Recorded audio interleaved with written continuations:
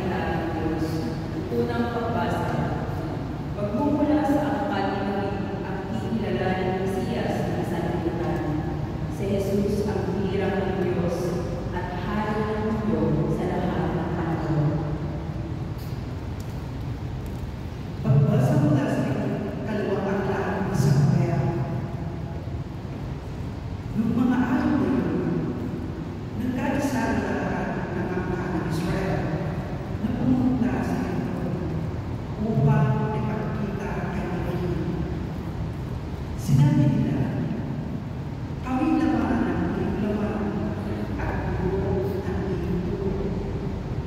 Nang sisatol ang hari namin, namunta ka sa pangkawa ng Israel sa pagpagpagpag. Ipinangako sa inyo ng Panginoon na gagawin ka niyang hari upang mamuno sa kanyang bayan. Lahat ng magaganda ng Israel ay nagpunta sa inyo at doon na nagpapasundo sa kanya sa harapan ng Panginoon. Nilubusan nila ng si David at kinilalang hari sa Israel. Ang salita ng Diyos. Salamat sa Diyos.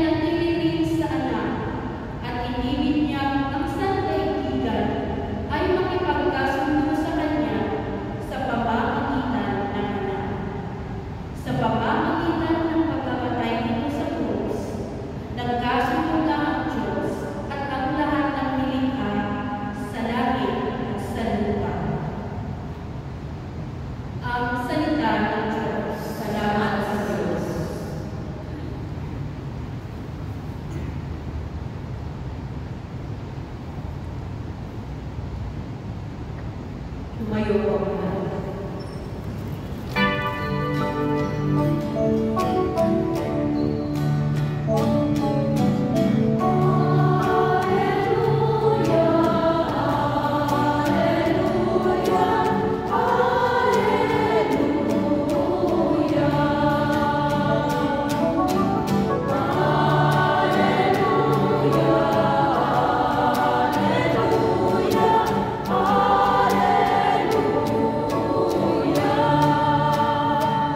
Pagpalain dumarating sa ngalan ng buwan natin, paghahari kanyang Panginoon.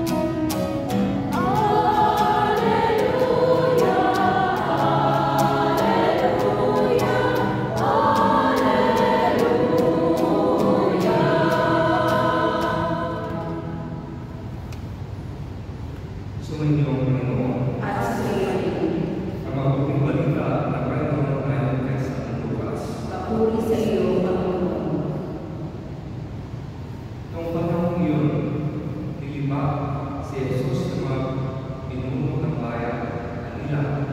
Iligtas niya ang iba, iligtas naman niya ngayon ng kanyang sarili. Kung siya ang Mesiyas, ang ninuno ng Diyos. Ilibak din siya ng mga kawal, ilapitan at inalok ng maasang na alak. Sinabi nila, kung ikaw ang hari ng mga Hudyo, iligtas mo ang iyong sarili. At nakasulat sa unan niya sa wikang Griego, Latin, at Hebreo, ito ang hari ng mga Hudyo. Tinuya siya ang isa sa mga salaring kapitin at ang sabi, hindi ba ikaw ang Mesiyas? Iligtas mo ang iyong sarili, pati na kami. Ngunit pinagsabihan siya ng kanyang kasama. Hindi ka ba natatakot sa Diyos? Ikaw may pinarusahan tulad niya. Patuloy lamang na tayo parusahan ng ganito dahil sa ating mga ginawa. Ngunit ang taong ito, walang ginawa ng sama. At sinabi niya, Jesus, alalahanin mo ako kapag naghaharin ka na. Sumagot si Jesus, sinasabi ko sa iyo, ngayon din, isasama kita sa paraiso. Mga kapatid,